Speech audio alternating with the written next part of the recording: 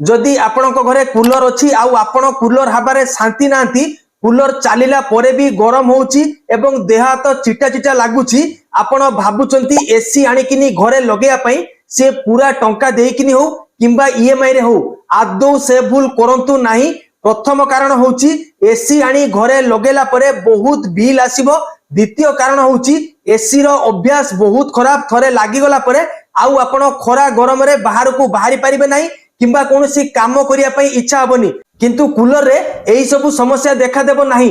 तेनु मु आपनकु एमिति दुईटी उपाय कहिबी कूलर रो हवा एसी हवा ठारू 50% अधिक ठंडा एवं फ्रेश हवा दबो। तेनु सेई उपाय दुईटी कोन जानिबा पई वीडियो को पूरा देखिबा संगे संगे बहु मात्रा रे शेयर करी निजे मध्य सेव करी रखंतु नले भूली जिवे। ओडिसा रे अधिक गरम एवं ह्यूमिडिटी थिबारु देखिबे आपण कूलर चालू कला परे भी देह हाथ चिटा चिटा लागे झाळ बारे एवं गरम लागे कारण जो हवा कूलर दिए से हवा रे बहु मात्रा रे ह्यूमिडिटी थाए। तो प्रथम उपाय होची कूलर रो जो तळे पानी टांकी अछि जा भितरे आपण पानी पुरौचंती पानी पुरेबा समय रे ता भितरे गोटे छोट फिटिकिरी खंडटे पकेई दियंतु।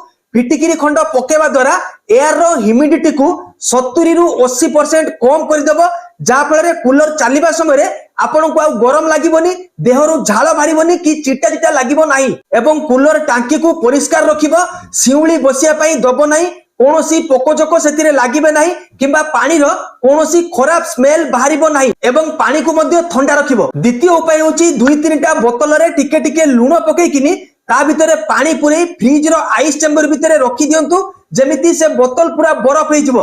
तापर ताकू बाहर करी कूलर रो पानी टांकी भितरे पकेई दियंतु। बोतल रे आपण लूण पकेइथिबारु बरफ शीघ्र तरळिबो नाही बहुत समय पर्यंत बरफ सेही कूलर रो पानी टांकी भितरे रहिबो एवं आपनकू पूरा ठंडा आउ फ्रेश हवा दबो। एसी ठारू भी भलो काम करिवो। तेनु एही दुईटी उपाय आज ही ट्राई करी देखंतु 100% रिजल्ट मिलिबो।